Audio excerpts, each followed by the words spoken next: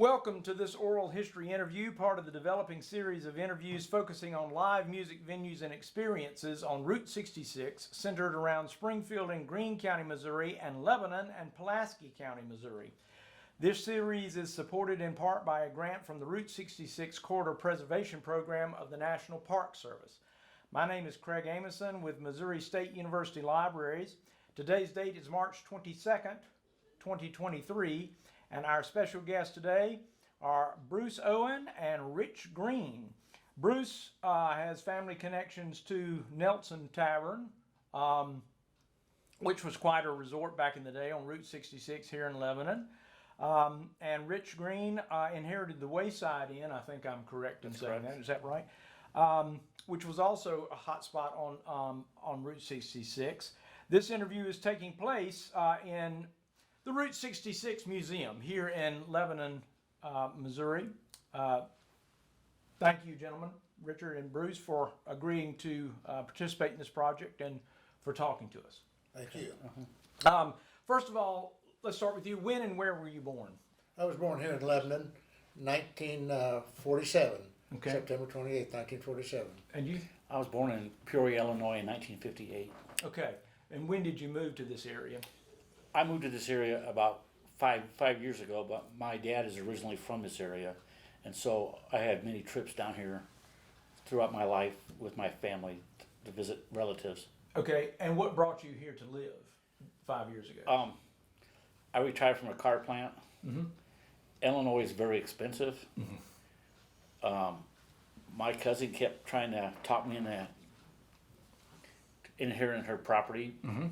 and I put it in my name and paid the taxes, and she lived there until it was abandoned or moved out of, and then I decided it's a great place to come since I'm retired. So I came down here in 2000, I think it was 16 or 17. I came Okay. down here. Was just curious, was Route 66 part of your consciousness? I mean, did it occur to you, oh, this property is on Route 66?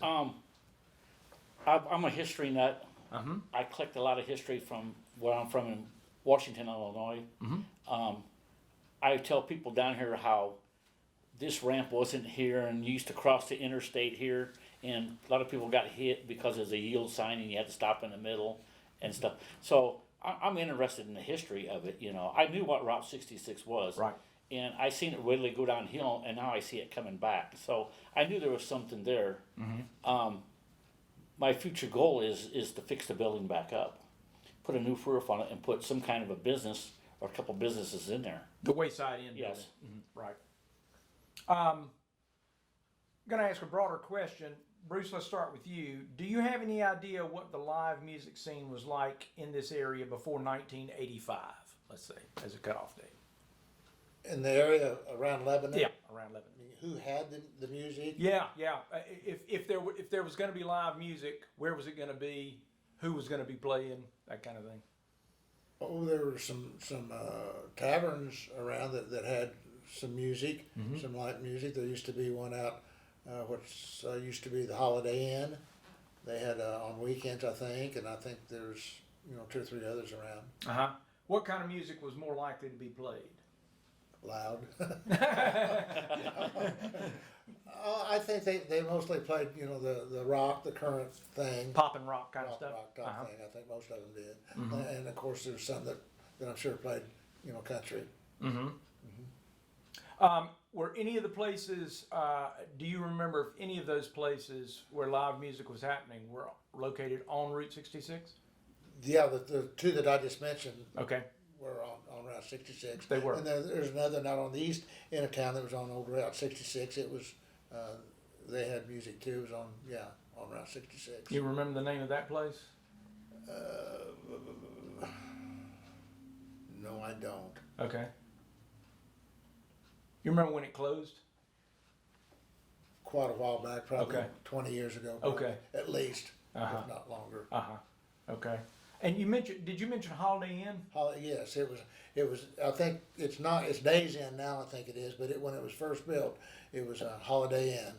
It was out on the west, by the west interchange, by the 127 exit, and it was called,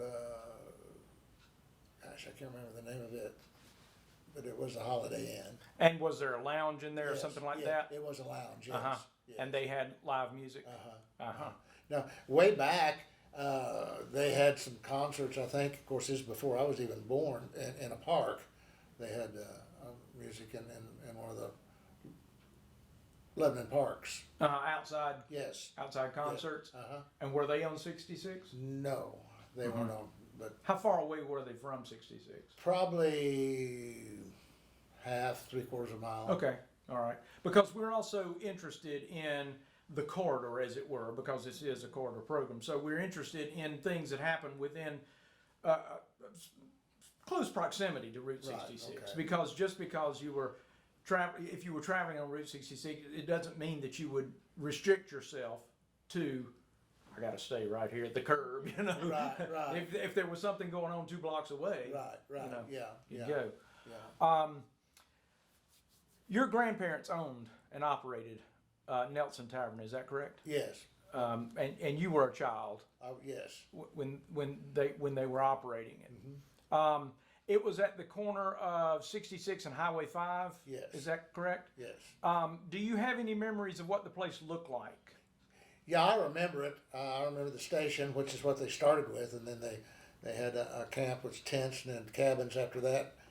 And then they built the hotel. They saw it was good, and I remember it. Yeah, Yeah. it was a 2-story structure, big. I think they said 22 rooms upstairs, and they had the restaurant and everything downstairs on the ground floor that connected with the station.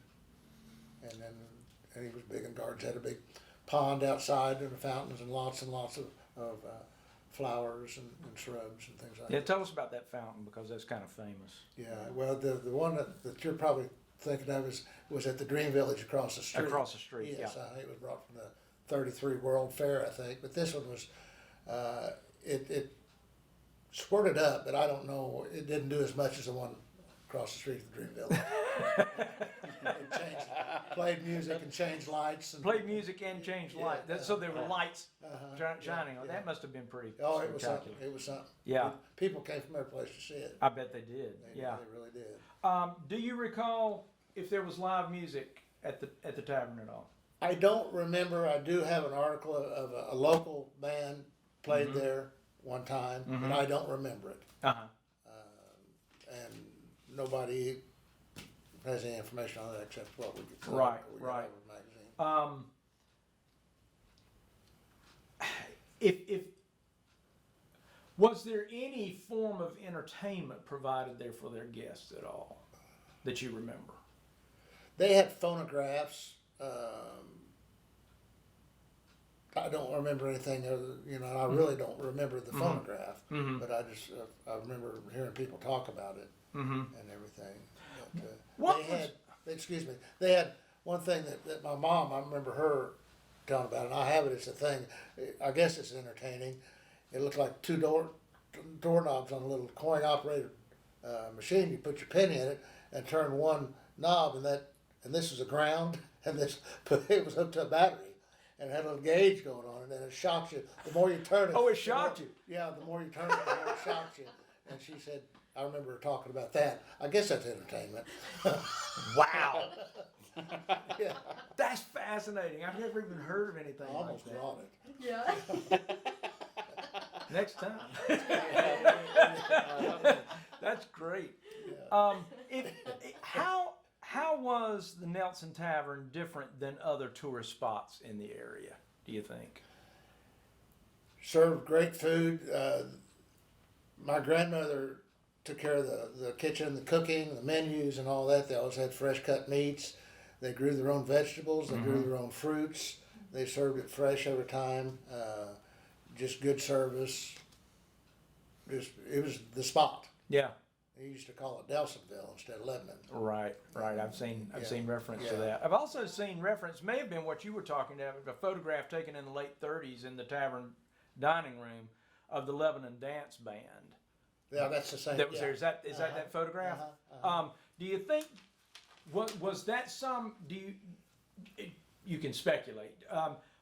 Do you think that was some special occasion, or was that something that happened from time to time, or? I don't know. I just took it to be maybe a special occasion, but it might have been a monthly thing or a weekly thing. It might have been. I just don't. I can't answer that. Well, it seems like a facility that nice, and we were talking about this coming up, that the Elks Club decided they wanted to meet there, Bridge Clubs met there, so forth. So it was probably one of the nicest venues in the area when it was built. It was. So if you wanted to have a dance or some kind of social event where you wanted to have music, seems like a likely place to have such a thing. It does seem like it. Yeah. Yeah, which would be really more attractive to the locals than it would necessarily guests staying there. And I'm sure, where Grandma and Grandpa was, it wasn't going to be anything where it'd be too rowdy or anything. Right. But so it's going to be nice. It had a fireplace in it. I do remember that. And had a bar with stools where you could sit and eat. How big was that dining room? I think I read I think it seats. It would seat something like 56. Okay, all right. Pretty good size. I remember it. Yeah. The dining room. I'd go around and swat flies on tables. Somebody's got to do it. Well, some of them liked it, some of them didn't. But I do remember that. Yeah. Well, that's interesting. Yeah, I can just imagine that being a pretty nice place. Yeah, people traveled to Lebanon to stay there they would go the extra mile, so they'd end up. So they could stay there. Yeah. Yeah. So if you were going from, say, Springfield to St. Louis, more than likely, if you're going to stop, that's where you're going to stop. Real good chance of yes. And would people from outside the Lebanon area come to eat there? Oh yes. Yeah. Oh, yes. Yeah. As a restaurant stop, kind of thing, a destination, right? Yes. Yeah. They're fresh. The food they served, and especially like I said, the fresh fruits and all that. And it was more than just apples that they had. They had strawberries and peaches, and they had it all. And the garden, he loved flowers and plants. It's just unbelievable how many he would put out. My great granddad and granddad, just thousands. Yeah. Thousands of them. Do either of you remember hearing anything about the Cactus Club Lounge? I remember the name. Yes. Ed Lentz opened had it in the mid 1970s, converted from the service station Been at the garage, 145 exit. right? Yeah. I think it was near the crossroads of 66 and Old Highway 133. That's the one. That's right the across from me. 145. Right. Yeah. Supposedly, we've seen an ad, and you've probably seen this too, where they hosted live music there on Wednesday, Friday, and Saturday nights. I'm sure they probably did. I knew Ed. Would that be in keeping? That was probably the place that just burned 2 years ago. It just burned down a couple years, maybe a year and a half ago. Right, and that would have been the building. Yeah. Probably where that took place. It was a truck stop type deal Right. next to With Owen motel says. rooms, yeah. Okay. Yeah, that was it. Would it have been in existence when the Nelson Tavern was open? No. It would have been after the Nelson Tavern. It was named Nelson Tavern because it was built during the Prohibition. Now, when Prohibition was over, they changed it to Nelson Hotel. I see. And I think the tavern meant something like a gathering spot, rather, a visit to visit. But the Nelson Hotel was closed in 1954. Okay. And sold in 1958. Okay.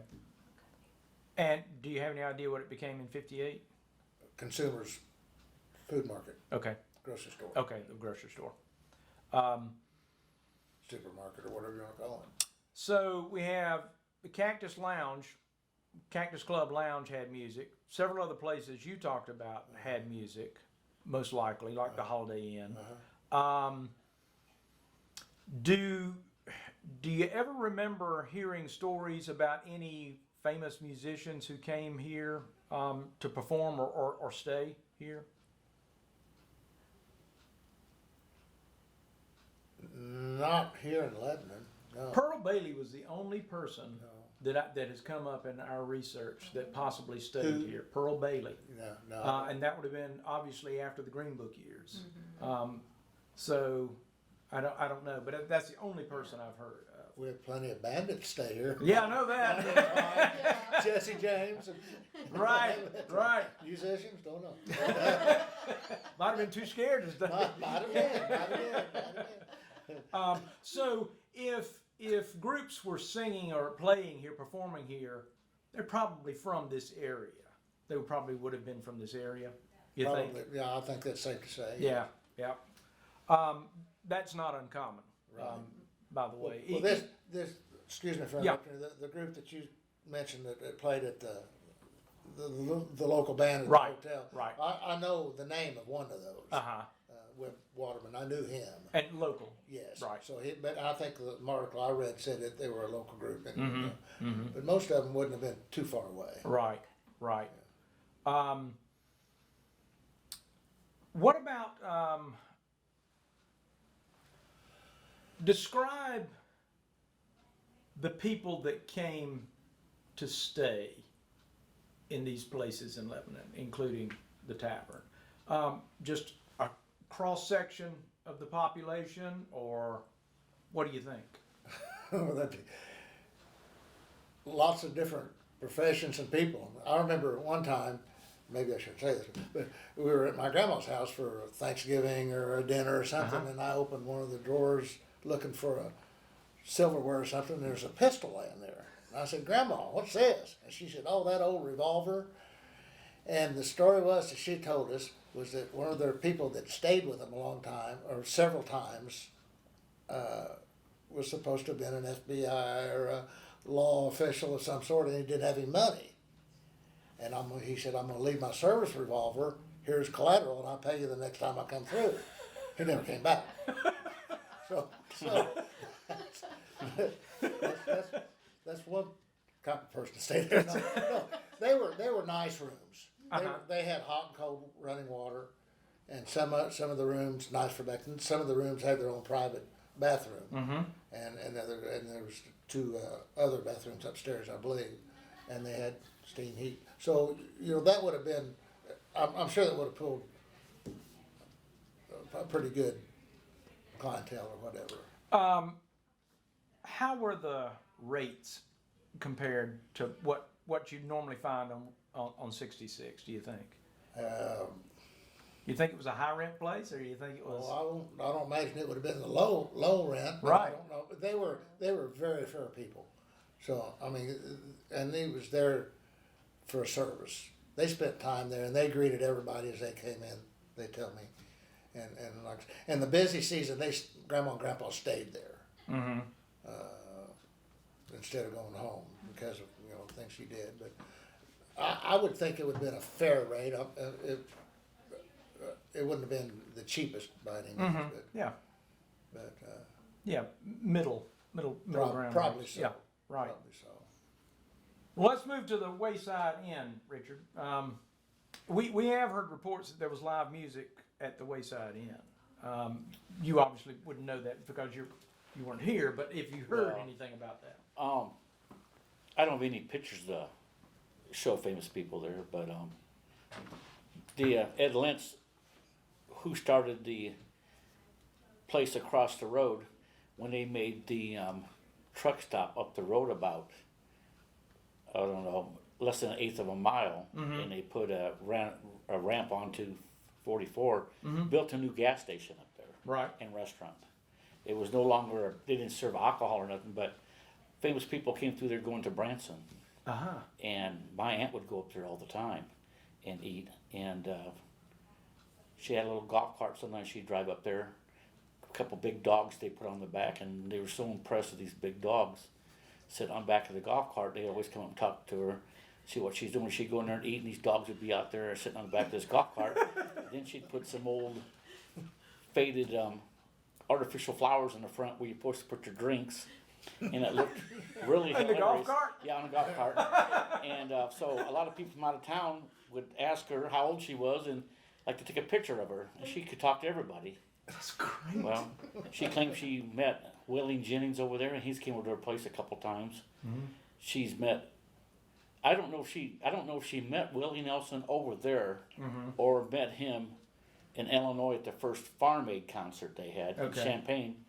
She claimed she was walking around down there and smelled marijuana and looked under the tent, and it was a bunch of Willie Nelson's outfit or gang or band or whatever, and he invited her, and she crawled under the trailer or the tent and sat in there and partied with him, and she said that's how. And so I think when he came this way, he would probably stop in there and see her. Yeah. And back then, CBs were a thing with truck drivers and people, and she was known as Featherhead on the CBs and talked to a lot of people and got them to come in there. She knew how to bring people in there. Yeah. It was more country. She had an old when she died and they had an auction. She probably had over 2,000 records. It was amazing. Wow. What she had piled up on shelves, and on the jukebox it was all country, and she'd always have one real old one. If you could guess who was singing it or playing, you got a free beer. But you had to put your quarter in there and get. I don't know how many songs you got back then to figure out who it was, and she'd switch it up every once in a while, and if you could tell her who it was, you got a free drink. It's pretty smart. They had a lot of people play in there, a lot of locals. A lot of my family or relatives played a banjo or guitars or violins. Some of them sang, not in bands, but get-togethers. They would Like meet jam in there. sessions? Yeah, get-togethers. I can remember going to camping on the river, fishing, and people would bring their guitars.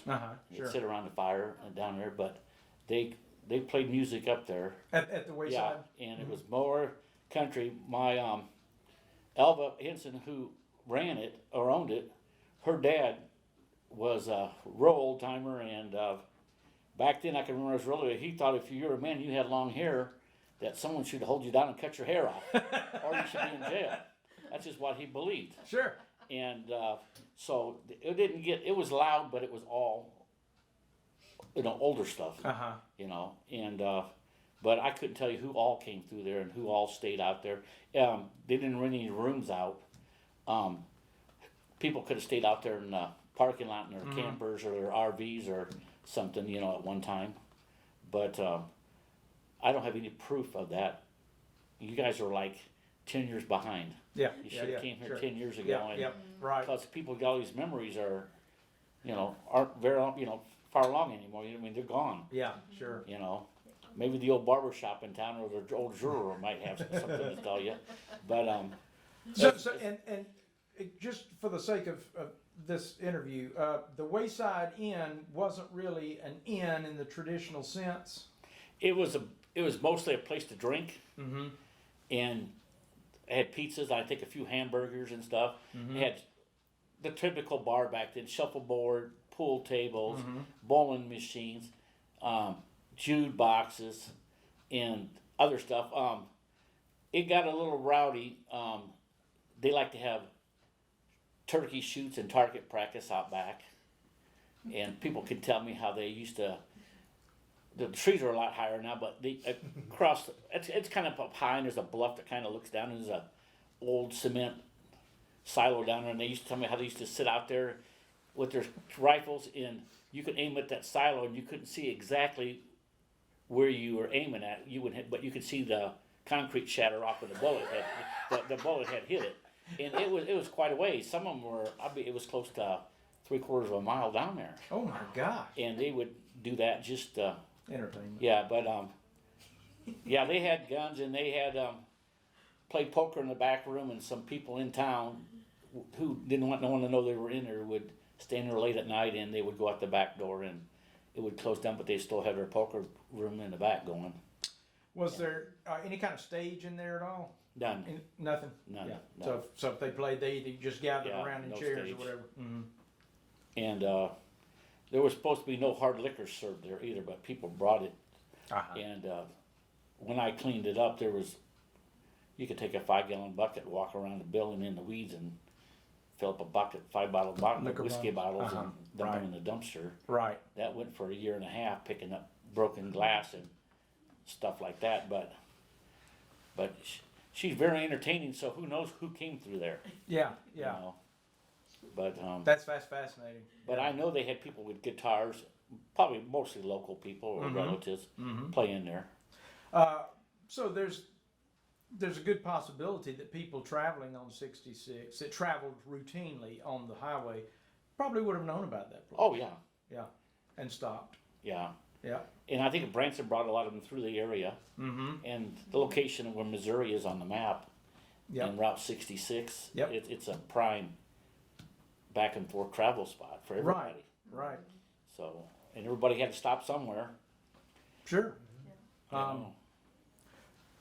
There was also a place called the Silver Slipper. Do either one of you remember that place just east of Lebanon? I remember, I've heard talk of it. Silver Slipper. I never heard of it. Yeah, I've heard, I can't place where it was. It was, I think, on the outer road out past Munger Moss, east of Munger Moss out a ways, I think. Okay. Yeah, I remember that. We had just gotten reports of music and dancing there possibly too. Now, there used to be a place at the 140 exit called Gino's. Gino's. Okay. And, they had pizza, and I think they served beer, and I think once in a while they played music. I'm not sure, but I know they was a pizza place and everything, and served beer, and Yeah. I don't know about the music, but I think they did. Okay. I think they did. And where was it located? I think it's Highway T that goes into Stoutland. I think it's the 140 exit on the interstate. Okay. It's on the north side of Okay. the interstate there. Okay. Or south side, I'm sorry. It's on the south side of the All right. interstate. It's been going for some time. Mm-hmm. But there's a place there. There was another place just outside the city limits, BJ Club. That's the one I was trying, yeah. Yeah. You remember that? Mm-hmm. And we've had reports of possible live music there Yes, too. yes, yeah. Does that make sense? Yes. Yes. How far off of 66 was that, or was it? It was right on 66. Right on 66. Yes, Yeah. yes. So that's another. The reason I'm asking these questions is that if you have a collection of places where you can stay, where you can rest, where you can get food, then you're very likely to have live music too. Exactly. I mean that's how it happens. And it's hard for me to remember these places because they would change names, change owners and names. Yes, of course. And like I remember the one at the Holiday Inn I was talking about a minute ago. They used to call it at one time Becky's, but it had other names besides that too. Yeah. Was it always inside or was it outside the Holiday Inn building? It was connected to the It's connected to it. the building, Okay. and at that time it was right next to the lobby. Okay. Yeah. Yeah, that's not uncommon either. And then there's one. There used to be another. I can't remember the name of the motel on up the city route there, which was 66. There's a one there. I can't remember the name of that one. There was a lounge associated with that hotel? Yes. Uh-huh. Well, I don't know if it's associated with the hotel, but it was a building right there at the hotel. I don't know if it was part of it. But just close by. Yeah, I don't know if it's a neighbor or if it was Right. part of it. Right. But like a club, like a nightclub kind of thing? There's a restaurant and then a nightclub. Uh-huh. Yeah. So Lebanon was kind of a happening place. It had some, Right. Yeah. Soldiers come over here Yes. from Fort Leonard Wood. Yes, sir. I'm assuming that would be Yeah. that would help drive the Yeah. the entertainment market here too, Yeah. right? Yeah, it pulled several in. Yeah. Yeah. Larger questions before we let you go today. Thank you. You're very patient with us. Do you think it was a big deal that Route 66 came through Lebanon? Oh, huge. Yeah. Tell me why. Well, if it didn't, Lebanon probably wouldn't be here. You know, of course, with 66 is the interstate, which is a means of travel. you know, of course we have the railroad too, but drive down interstate, how many boat manufacturing places do you see? We have industry here in Lebanon, and I think a lot of it is because of the interstate. It was a huge thing, and we almost didn't get it. Right. But before 44 was even in existence, Route 66, it was essential for it to come through here, for the survival, for the existence of the town. Yes, for transportation and everything, yes. Is that because it brought commerce, or is it because it brought travelers, or is it a combination, or? All of the above. I think, because in Lebanon, we're blessed. We have the Lake of the Ozarks. You come through Lebanon to get to the Lake of the Ozarks. You come through Lebanon to get to Bennett Springs, and of course, you know, the industry too. You know, there's a lot that depends on those on 66. Yep. And your great-grandfather had the orchard previous to any of that, but why did they settle here? Do you know? My great-grandfather came down, or my great-great-grandfather, he was from New York, and he was an agent for the Plateau Land. So he came down and he sold real estate in Laclede, Dallas, Webster counties, and I'm not sure what those are. And he was big in horticulture, and they started their apple orchards, and the prizes that he won, and it's unbelievable. Shipped them everywhere. Had his own cooperage. He made the barrels to ship them. He it's just endless. But they shipped them to New York, and at that time I think they sold them like for a quarter an apple, 25 cents for an apple back in the 30s and 40s. But they were that good. He won prizes every place he went. He won gold medals and things. But they had to have a way to ship them. And that was he was one of the big ones to push it, because he realized how important roads were.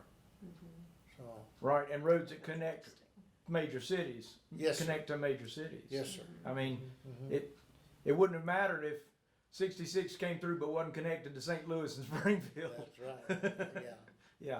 But we had spots in between too. Sure. To help, Sure. you know. Sure. One of the selling points to get 66 to come through here rather than the southern route was Bennett Springs.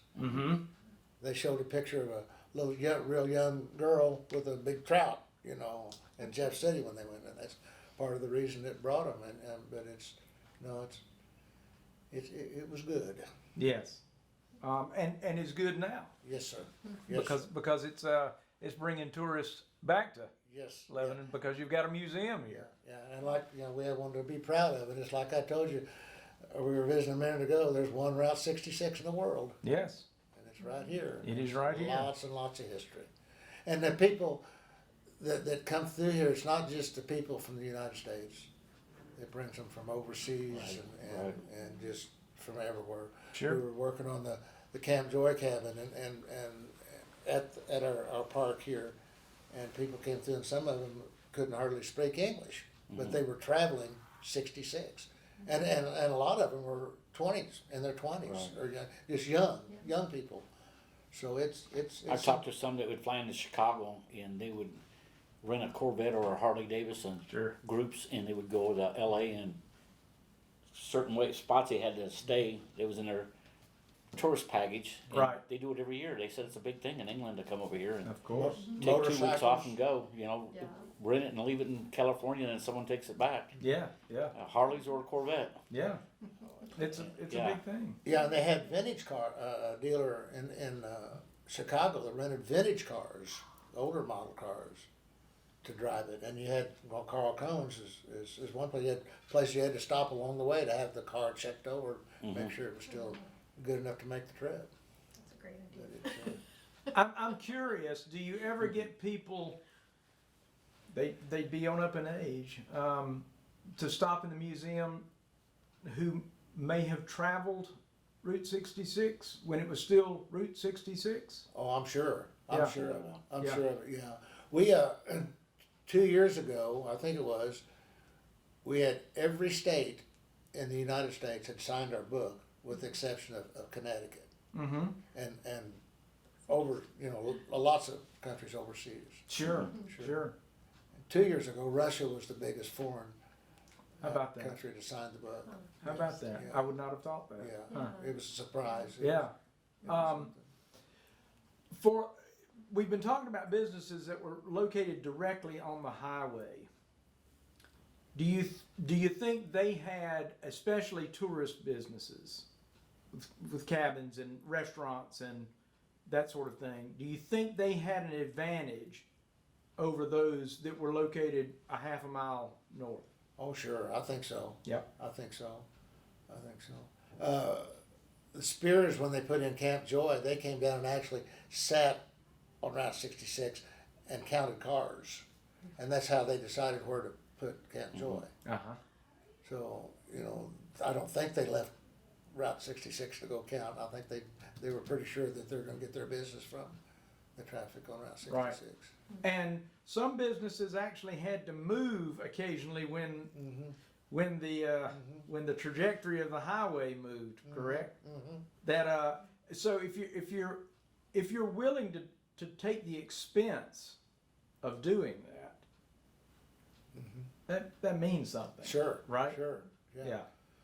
We've had a history. This is a little off of 66, but we have the history of that happening in Lebanon when we have what we call Old Town, Mm-hmm. and the train was they're going to bring the train through. Well, they wanted to donate land for it, and they wouldn't do it, so they moved the tracks to where they are now. Well, guess what? The next move was the town to move to the tracks. Move to the tracks. Yes. See, so people move. It's transportation. It's Move where the another- traffic is. That's it. Yeah. That's Yeah. it. Well, have I left anything out? Well, What- I was going to ask about Please. advertising. Part of the research that we do is just looking at newspapers to see what businesses have advertised.